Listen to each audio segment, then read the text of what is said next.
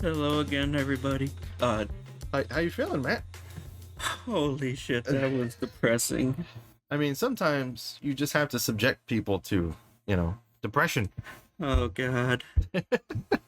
Once again, we are back for another episode of Recall Drive-In. As usual, I'm Jake. I'm Matt. I don't even know what Matt's thinking right now, but he's having some emotional problems after watching You know what's even The worse? Mist. Yeah, we're watching it. You know what's even worse? I already knew about the twist ending Right? because, watch Mojo lists like Yeah. a few years ago about sad endings. Right.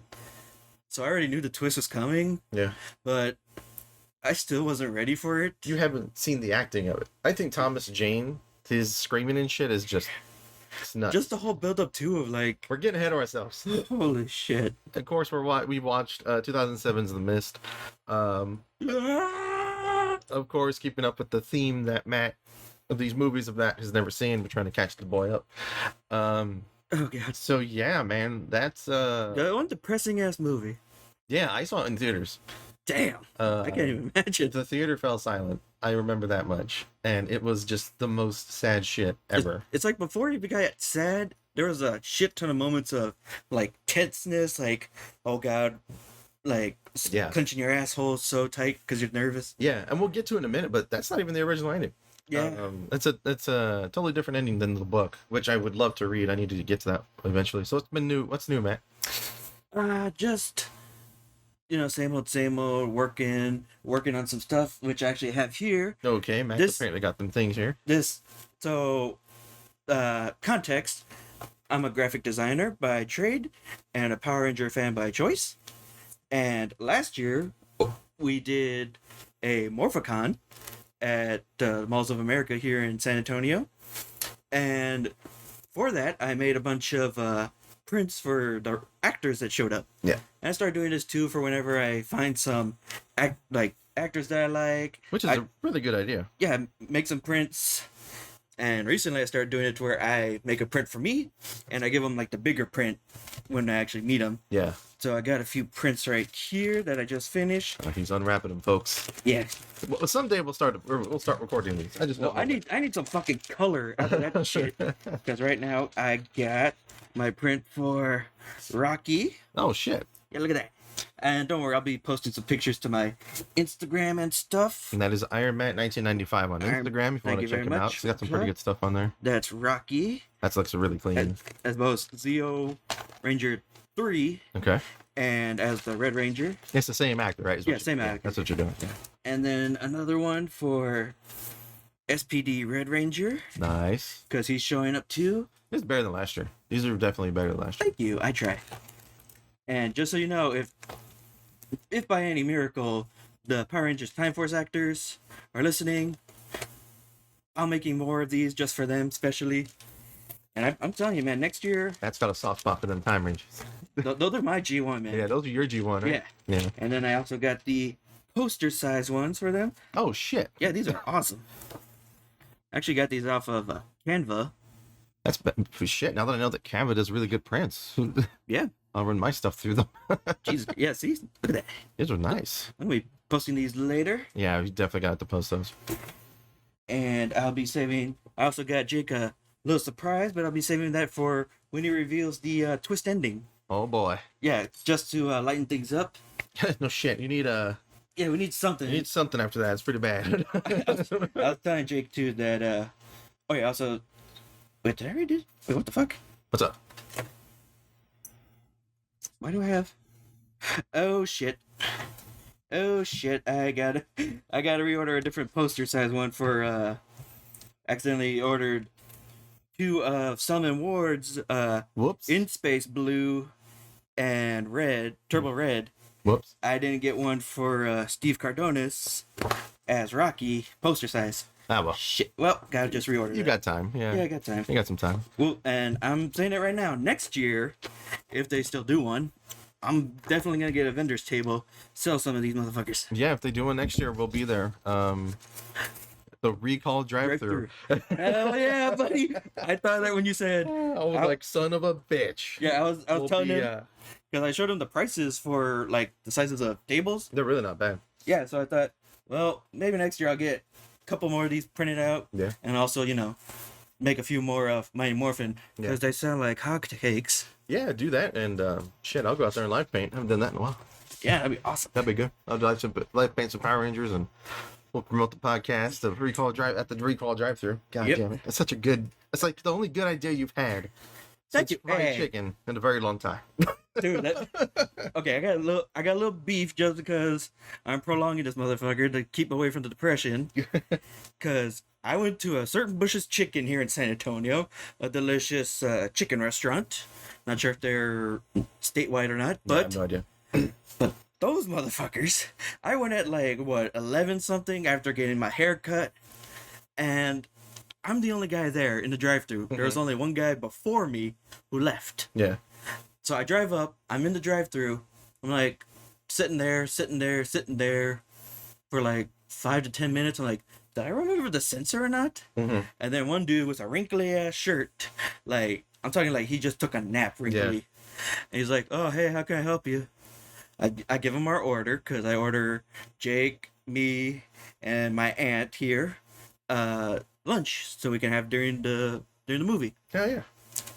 And I'm just waiting there for almost 10. We get it. You're waiting. Another 10 or 15 minutes. I even text Jake when it was almost... On with this story. We know you're waiting.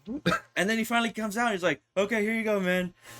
But he forgets my drink. Even though he put the fucking straw in the bag. So he remembered that I got a drink. And I'm like, is he coming back? I wait another 3 so minutes. He comes out. Is there anything I can help you with? I love the fact that he came out and he didn't recognize you. I love the fact he just saw you. I didn't even move at all. He's like, oh yeah, after I said, my drink. But because the strips were quite large, he gets one pass. Those strips were something else today. They were huge. They were like Tyrannosaurus Very strips. crunchy, very delicious today. They were fantastic. All right, let's get into this movie, Jake. Well, Matt, like we said before, all of you watched 2007's The Mist. Yep. I was thinking, of course, I'm always looking at the list, thinking of what the hell we can watch, because I like to... Lately, I've just been enjoying picking the movie, and you have no idea what we're doing. So we go into The Mist, and I'm sitting there the whole time like, man, everybody in this room is going to get real depressed in about 2 hours. Yeah. Yeah. Shit. So, of course, we read the synopsis like always. Read it, Jake. That's going to be The Mist is a 2007 American science fiction horror film based on the 1980 novella by The Mist by Stephen King. The film was written, directed, and co-produced by Frank Darabont. Darabont has been interested in adapting The Mist for the big screen since the 80s. The film features an ensemble cast, including... Now, like I tell everybody with this movie, when you go in and you're like, this movie has every single person that you would have went, snap your fingers, point at the screen, and you're like, hey, this guy's from this movie. Hey, this woman's from this movie. Hey, this guy's from Hey, that's Captain Raymond Holt from Brooklyn Nine-Nine. Yeah, it's that type of movie. Everybody's in this fucking movie. We got Thomas Jane, Marcia Gay Harden, Nathan Gamble, Andre Brower, Sam Witwer, hell yeah, Sam Witwer, Toby Jones, Francis Sternhagen, Buck Taylor, Robert Cheveller, I believe, William Sadler, Alexa Davalos, David Jensen, Chris Owen, Andy Stahl, in the future, The Walking Dead stars Jeffrey DeMunn, Laurie Holden, Melissa McBride, and Juan Gabriel Pareja. 4 people from fucking Walking Dead are in this movie. Damn. Well, then again, I don't really watch Walking Dead. I don't either, but this movie falls into, I hate to bring it up, but my mom is a huge Supernatural fan. She loves Supernatural to the point where I haven't seen the entire thing, but I know what happens through the entire thing. And she'll always say, oh, this person was in Supernatural. This person was in Supernatural. And what's nuts is this movie is kind of like that. It's that the movie. It's it was like a gateway for a lot of people to open up their careers and stuff, just like Supernatural was. It's insane. I'm a huge Letterkenny fan, and then Shoresy, some of my favorite shows ever. And the main character who plays Wayne, he's in fucking Supernatural as well at one point. It's just everybody's in that goddamn show. Damn. So yeah, this movie, it's originally a Stephen King story. That motherfucker's got issues. Dude, I love Stephen King stories. I mean, what was cool with this one is It was the book. The director was a huge fan of the book, and he had, like I said, he had a hard on for making this goddamn movie for so long. Yeah, like you were saying. And he actually made other Stephen King movies into films as well, like on his way to make this movie. So it was like, let me see here, because I want to say he did Shawshank Redemption. Let's see here. You said The Green Mile. Yeah, he was preliminarily a screenwriter for such horror films such as A Nightmare on Elm Street 3: The Dream Warriors, The Blob 88, The Fly 2, and he's known for his film adaptations of Stephen King novellas and novels such as Shawshank Redemption, The Green Mile, and The Mist. So the dude's a big Stephen King fan. He's a stand. Yeah, he's a big stan, and I feel like he does these movies justice. Yeah, I guess you have to be a big fan to make these right. I mean, The Green Mile was a hit. Yeah. Shawshank is a huge hit. Yeah. Andy Dufresne. Yeah, I mean, I love Shawshank Redemption. I watch that all the time. But it's funny because like I didn't even know it was a Stephen King movie until like maybe like 10 years after I saw it. I didn't know until what, 2 hours ago when you told me? About 2 hours ago. He was spilling chicken all over my couch. I don't even know how that happened. I don't either. We were literally just sitting there watching the movie.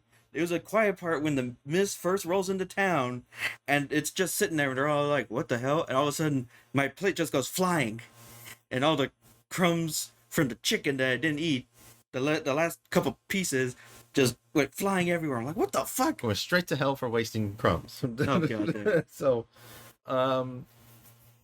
what are some pros that you noticed? The actual paranoia from being thrown into not knowing what the fuck, getting cut off from everything. Wasn't it like The Thing levels of paranoia? Yes, except it's like, okay, we know, instead of like, who's the thing, it's like, we can't go out there. Why can't we go out there? Oh, that's why we can't go out there. Because there's things out there. Yeah.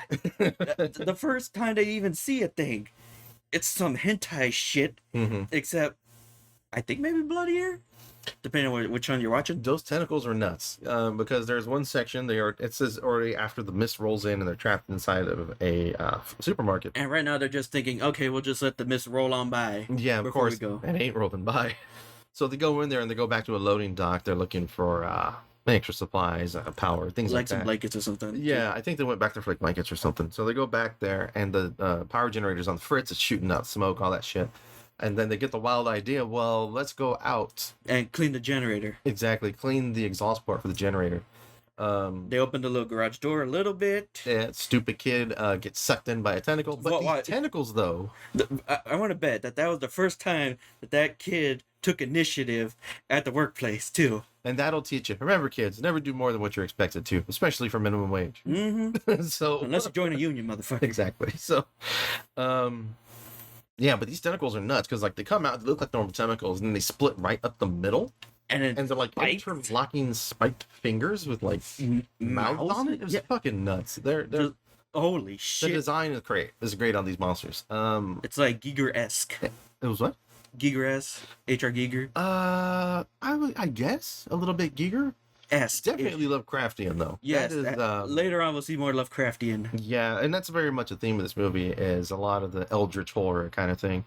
Of course, it's not done as hard as it could be done. I feel like it was pulled back a bit for the everyday. But then again, it's just the right amount for the first monster. Oh, for sure, just the right amount. Just to get you into like, oh shit, don't go outside. What about Sam Witwer being in this fucking movie? Dude.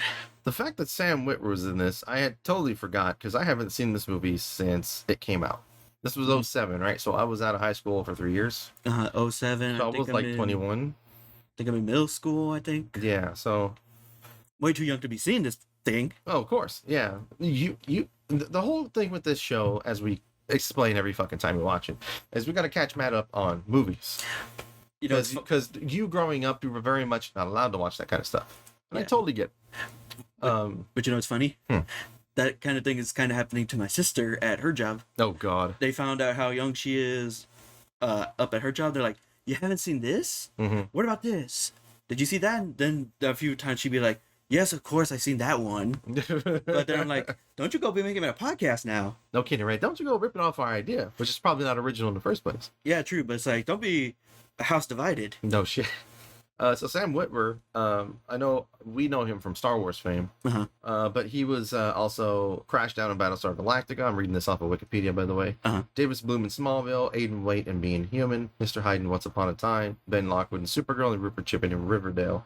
The dude has also voiced, let's see, the Son and Emperor Palpatine in Clone Wars and Rebels. I want to say he was not Vader, but Darth Maul at one time. Yeah, he does one hell of a Kenobi. I'm pretty sure he's Darth Maul, yeah. And then he was also Vader's secret apprentice, Starkiller, Galen Merrick, in Force Unleashed 1 and 2. Games are great.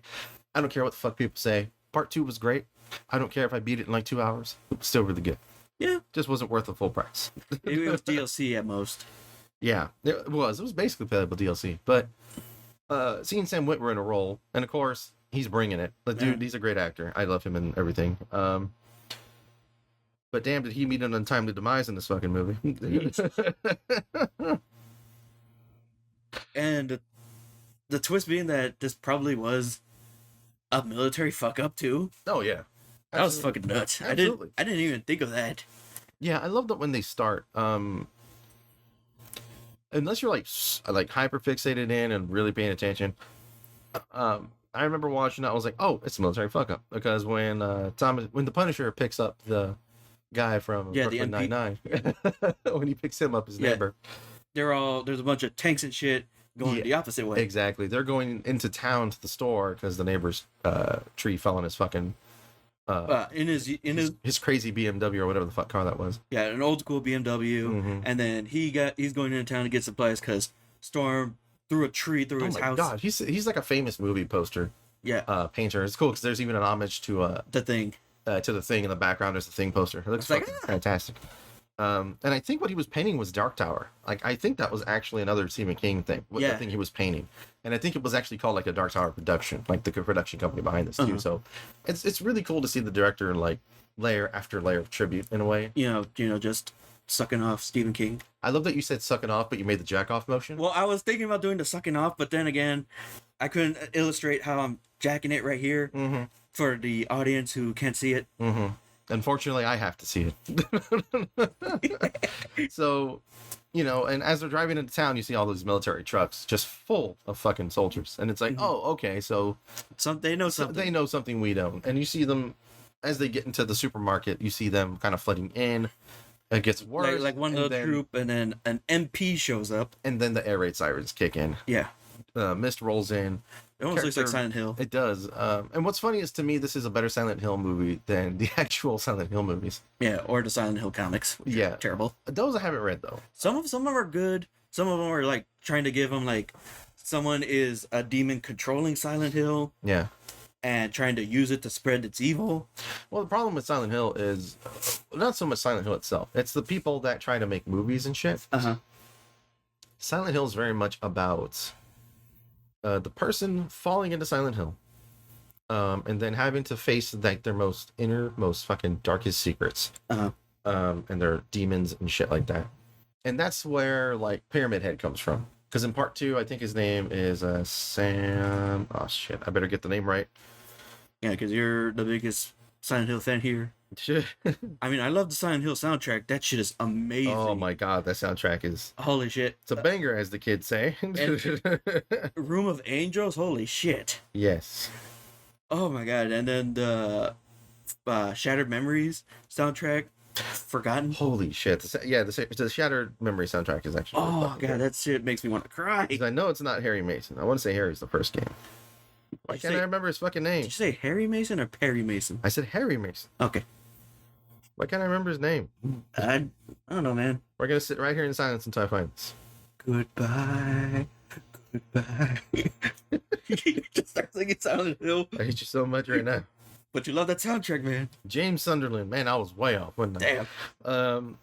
Yeah, so like, that's where Pyramid Head comes in. Because in part 2, James Sunderland, Pyramid Head represents his demon. And like that's why he's there. The enemies in Silent Hill are supposed to be specific to that person. But then again, Pyramid Head kind of became a staple of Silent Hill itself. Yeah, that's the thing. And that's the thing. He's not supposed to be. He shouldn't be in 3. He shouldn't be in 4, anything like that. I don't know if he's in 3 or 4. I don't think he is. But I know he's in the comics, and sometimes when they draw him, it's almost like a doorstop. Like in the movies, he's there for, I can't remember the girl's name. Because he looks cool. Exactly, because he looks cool. But when you do stuff like that, you fuck up the whole context. This is turning into a Silent Hill podcast. So we go from all that fuck up in that grocery store. And we also see how quickly everyone breaks down. Like, this movie takes place at most over 3 days. Yeah, 3 days at the most inside of a fucking supermarket. That's around with these fucking people. Except when they go into like the pharmacy that's across the street. But even then, it's like that's just day 2. Yeah, that's just over there. Day 2, they go over there, and it feels like you've been in this fucking supermarket like a goddamn week with these people. Yeah, but then they even say not even 2 days. Like, the first night was fucking horrifying. Yeah. But I love the build in this movie. The build and the pacing, I feel, is just fucking spot on. It's not rushed. It's not rushed, not gun-ho action, none of that shit. Everything builds properly. Everything, I feel, is explained very well. And it does give you a little time to just breathe. Yeah, it does. After a little bit. Yeah, like, things will happen, there's time to breathe, and then it's like, okay, well, time to progress this story and have a little miniature riot. Let's go, Jesus stuff Christ. Like that. Yeah, it's pretty bad. But the movie builds, it takes its time. Passive story that does come to peaks. Like with the military thing, how, like you said them driving by. That's passive storytelling. At first I actually thought that it was going to be that I don't know why, but I thought it was going to be that the group that's getting pulled over by the MP was because, like you said, this was made when? 2007. So I thought it was going to be like a whole don't ask, don't tell violation, and they're going to be brought in. What? I don't know. Why don't ask, don't tell? You know, that they were in the army gay, and that's why. And I also thought that was what? Well, I thought that that's also going to be why the religious motherfuckers were going to kill him. What? I don't know, dude. 2007 was weird. How the hell do you go to that? I don't know. That or they thought they were AWOL. I would go with the AWOL first over that. I don't know, man. That Stephen King, I don't know where he stands. I don't know. I do not take responsibility for any of the words that come out of Matt's mouth. Fuck you. But, maybe I won't give you a present then. You will. So yeah, because it's content. I know, right? Because it's content. We're actually talking about that. Like, I already spent money on it. It's a tax write-off. Yeah, we were talking about this when we were having like a little mini birthday barbecue, like what, 2 weeks ago? I think 2 weeks ago. Yeah, you told me you were telling me you got me something. I'm like, yeah, I got you a little something. So, and you're like, God damn, Matt. Yeah, because I don't know what it is because the boy lives to annoy me. So we'll see what it is. I have my moments. So this is a great example of a bottle film, which I now know that is the term. Like Clerks would be a bottle film. Yeah, exactly. I had no idea that was a term until you said it. I can't remember what movie it was. I told you that The Thing would be considered a bottle film, right? Something like that. And I was like, "Excuse me," and you explained what it was to me. I had no idea that was a term.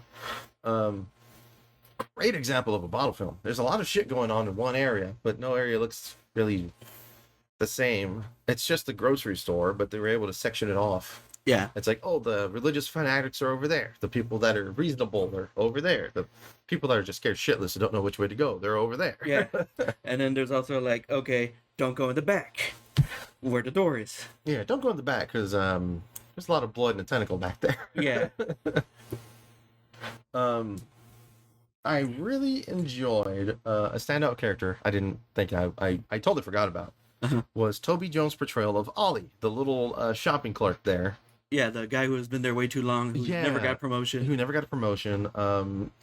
Dude's a great character. I love his progression. I think he had, aside from the woman who turns into a religious fucking cult leader, in the span of 2 days. No, not even 2 days, like 10 minutes. No shit. The Miz rolls in, and one guy came in with a bloody nose. Yeah. And she's like, it's the end of days, end of days. Yeah, and it just didn't. It's like, bitch, shut up. It didn't stop, and it just kept getting worse every time you saw her. And I was like, man, this is a great example of bottle film, great example of pacing, great example of how you make a character that everybody fucking hates. And which, by the way, anybody who says like it's the end of days, it's the rapture, God's coming, if you're out there spouting that, just take a minute, and if you're in it, then why didn't your holy ass get taken up? You're just as bad as the rest of us that you claim. So shut the fuck up. If you're still here and the world ends, well, you fucked up. Yeah. But shut up and help put this dog food up against the window. No kidding, right? Put this dog food in. What was it? Dog food or fertilizer? I think it's both. Just taped up. Dog shit. Got it. Yeah. So, Ollie, his arc is amazing. He goes from a very timid, just store clerk, really. Yeah, just like, let's just turns into somebody who very much handles shit. Yeah, he handles stress amazingly. Yeah, because eventually they thinking that they need a gun, whereas that's the last thing you think anybody would need in this situation. Well, they say we need a gun after they saw the tentacle. Yeah, after they saw the tentacle. And then the whole the woman had a gun. Man, I want to know why Laurie Holden had a fucking revolver in her purse. Yeah. With moon clips. 2 moon clips. She was fucking ready. in case you don't remember what moon clips are, go play any Call of Duty and reload the revolver. Yeah, pretty much. A moon clip is a clip for revolvers. Circular base where the bullets lock in. You just line it up at the chamber, pull the back, and it just drops all 5 or 6 bullets straight into the chamber. Straight into the revolver. She had it in her fucking purse. She had 2 of them in her purse. Yeah, 2. She's like, "Oh, it was my husband's idea." I'm like, "Are you sure?" It's also. I want to know who your husband is. Also, you're in the middle of nowhere, the fuck, New Hampshire. Yeah. What the hell kind? I want to know who your husband is. It's like, are you in witness protection, ma'am? That's what I'm thinking. I'm thinking she's witness protection, and yeah, that's because goddamn. We also got to see a lot of Thomas Jane versus the late Andre Braugher, who was is it the chief in Brooklyn Nine-Nine? Captain Raymond Holt. There you go, from Brooklyn Nine-Nine. A lot of him versus the Punisher. Yeah, because both sides make sense. Until the point when you see the tentacle. Yeah. But then at that point, he never saw the tentacle, and the tentacle disintegrates after they touch it one time. Yeah, it's really cool to see the multiple sides and how, in a way, everybody, except for the religious fanatic, everybody makes sense. We need to get out of here. Cool. But what happens once we get out of here? And also, we should probably stay here. Well, that's cool. It's probably a good idea, being that we have supplies, but at the same time, how long can we fucking stay here? How long does like 80 of us survive off of this grocery store. And also, before, they didn't have any proof that it was supernatural. Yeah. They just think it's a thick-ass fog. Yeah. And some old guy just fell in the parking lot. Yeah, that's what they were kind of doing. And then, of course, Andre Braugher's character, he thinks that they're trying to prank him. Yeah, because he tried to sue. Yeah, because they tried to sue the Punisher. I'm just gonna keep calling him the Punisher. No, I think he tried to sue the grocery store. I think it was either him or I want to say it was Thomas Jane that he sued. Like there was something like a land dispute with their plots or something. Yeah. Because he was happy that I think the lake house got smashed in the storm. Yeah, the lake house got completely. I think that was probably it. The lawsuit, like, who owns that lake house or something. It was probably something like that. But you know, when the movie first starts, he walks over just to get his insurance information, and they're not fighting or anything. Even you know, Andrew Bauer's character is like, he's kind of defeated the whole situation. Like, you know, even he knows that, fuck, you know, my insurance is gonna hit my guts. His chainsaw won't start up. Oh yeah, he's just cussing out the fucking chainsaw. Piece of. Oh hey. But this going back to the whole gun situation, this movie has I feel like it has the best representation of gun discipline I've ever seen in my life. Mm-hmm. You don't see characters like just waving it around, pulling the trigger just endlessly, and then for some reason they have unlimited ammo. I want to say they counted the rounds. Yeah. Because there was not a lot of gunfire in this movie, and when there was, it was Ollie shooting because he was apparently like a gun shooting champion. Or something like a target shooting. Yeah, and so they gave him the gun. They gave the guy who's responsible with one the gun. Uh-huh. And there was a lot of trigger discipline in this movie. Yeah, he only shot when, like, he didn't shoot when the thing, like, because at night, their store gets breached by, like, these giant, almost, like, bee, dragonfly kind of things. Yeah, it was like a bee cricket dragonfly hybrid thing. It was really weird. Yeah, but really cool. All the monsters in this movie look fucking amazing. Yeah, apparently he wanted to make the monster designs very distinct so they would differ from his other movies. And then I was like, what other movies are you fucking making that have bugs in them? Wait, what? Yeah, so let's look that up. Right. Was there something in the Green Mile? Was there a mini kaiju in the Green Mile? Well, I mean, it could be the fact that like he helped make Nightmare on Elm Street, The Blob, true. Fly 2. Okay, they're dead. Well, apparently he wrote Mary Shelley's Frankenstein. I think that's the one with Robert De Niro. Really? Yeah, he wrote, directed, and produced The Green Mile. Were there bugs? I can't remember if there were bugs in the Green Mile. No, there wasn't. But I'm just saying because I'm looking at his stuff. Okay. But yeah, man, he's done a lot. Oh wow, 2014. Uncredited writing works. He was the script doctor for Godzilla. Oh. Damn. And he had a cameo in King Kong for 2005. He was gunner number 3. That's hilarious. So The Jack Black one? I think so, yeah. Oh, that one was cool. Yeah, that's the one. So yeah, he's been around. He's done all kinds of shit.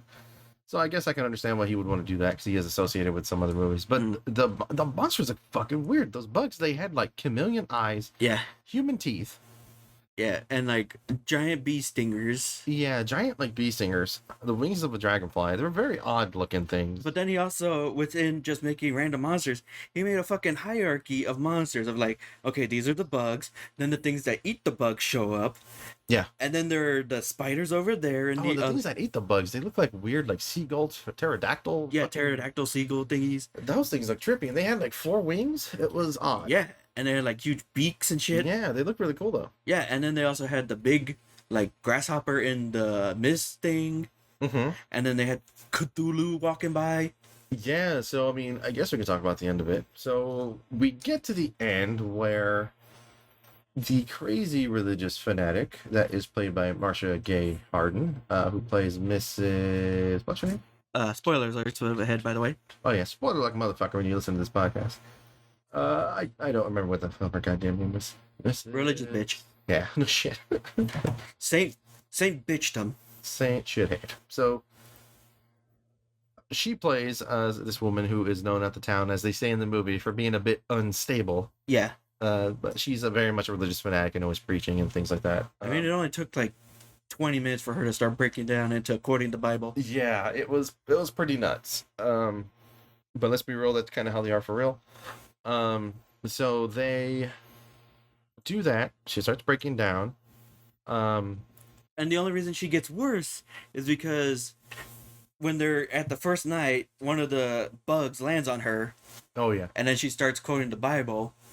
And then the bug just leaves her alone, which I'm pretty sure the only reason it left her alone was because when she started quoting the Bible, it lowered her heart rate. Mm-hmm. So therefore, the bug lost interest.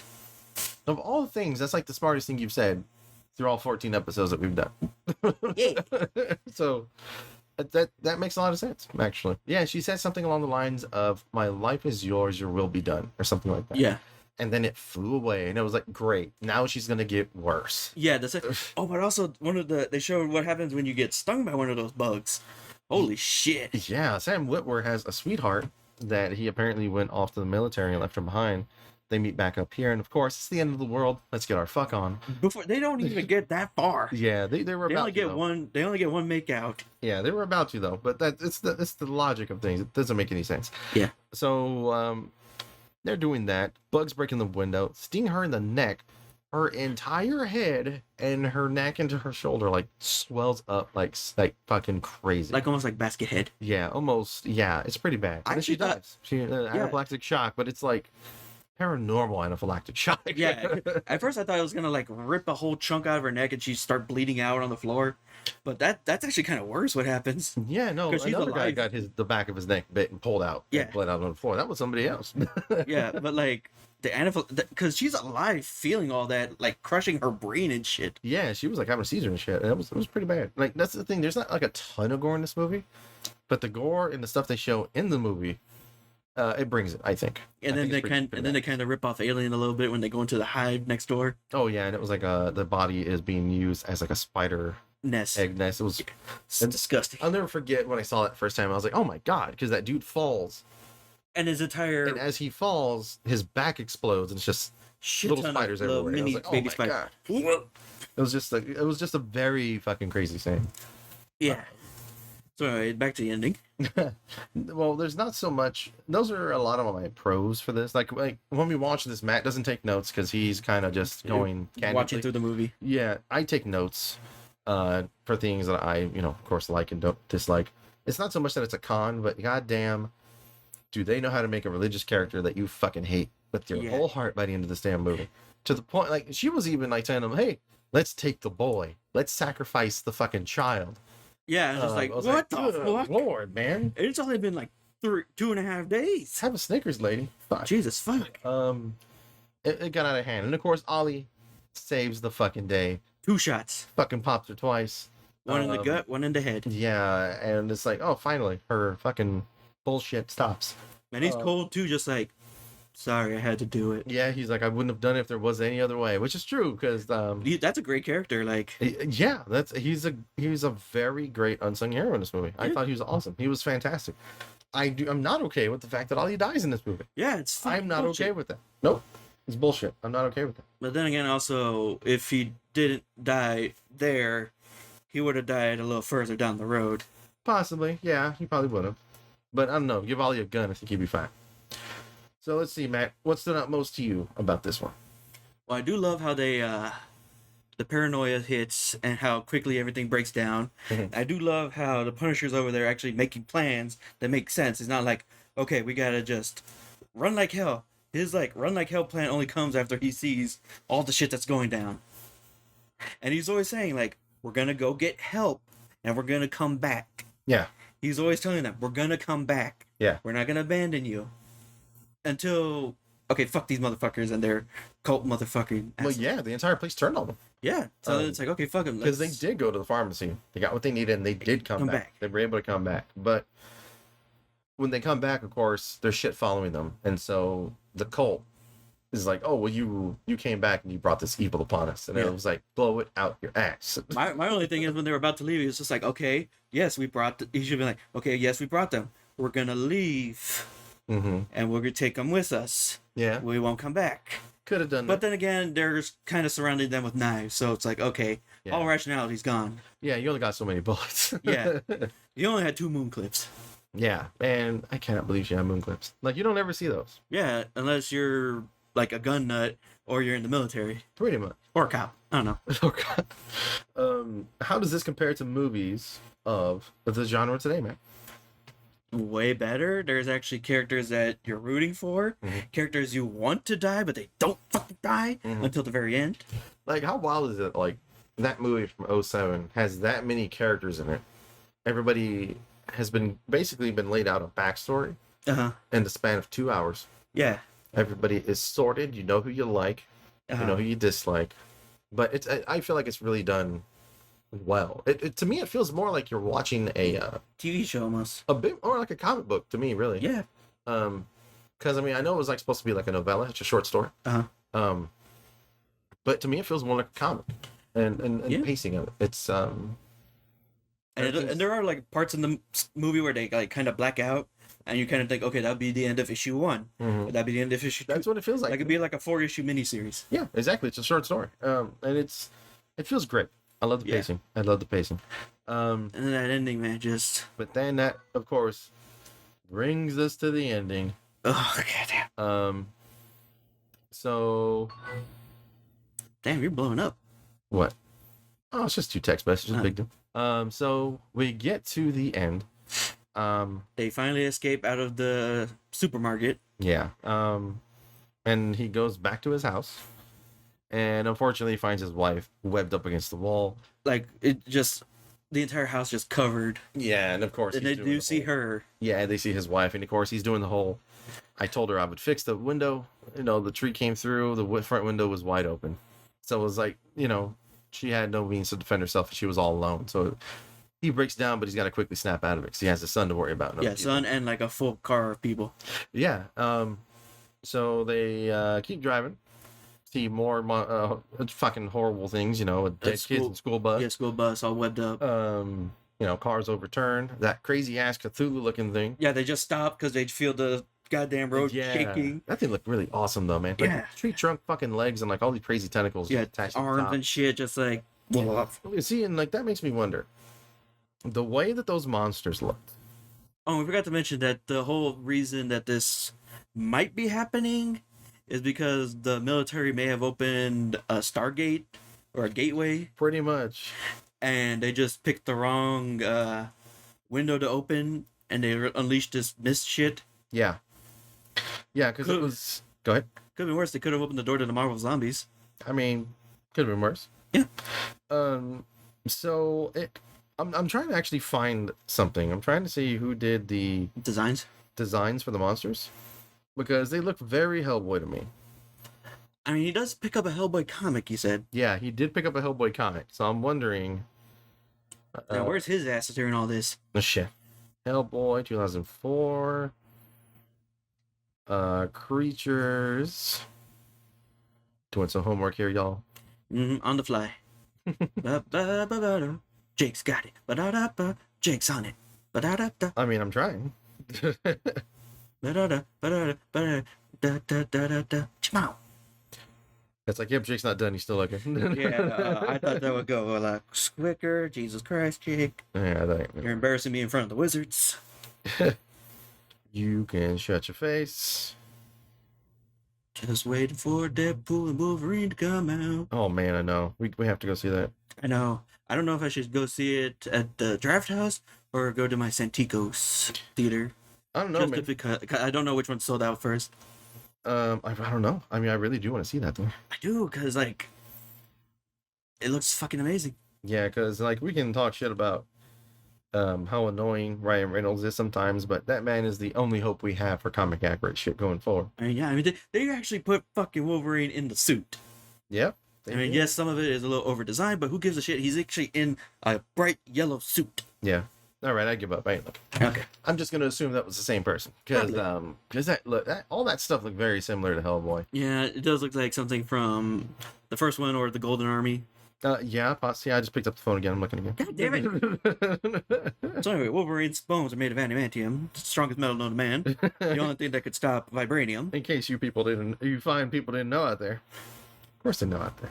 But then again, sometimes I hear the question of why isn't Wolverine's bone made of vibranium? Well, you see, that'd be a very terrible idea because vibranium absorbs shockwaves. And Jake, have you fucking found it yet? Nope. Apparently, I can't find credits in here anymore. God damn it! Hey, Monster Legacy. That blah blah. And did you know that Cyclops' vision are not actually heat rays; they're actually punch lasers. Oh, here we go. Darabont hired artists Jordu Shell and Bernie Wrightson to assist in designing the creatures of the film. Greg Nicotero. Well, that explains a lot. Because 4 people are in The Walking Dead, and Nicotero did all the shit for The Walking Dead. I think I was starting to run out of X-Men facts. Yeah, man. So he did all that shit. And really, Hellboy is not in his credits. Okay. Huh. Odd. Well, then I don't know. I guess it was just a coincidence. Yeah, guess it was. Anyway, so there we go. Wasting everybody's time. Yeah. So thanks. we get to that. Where are we at?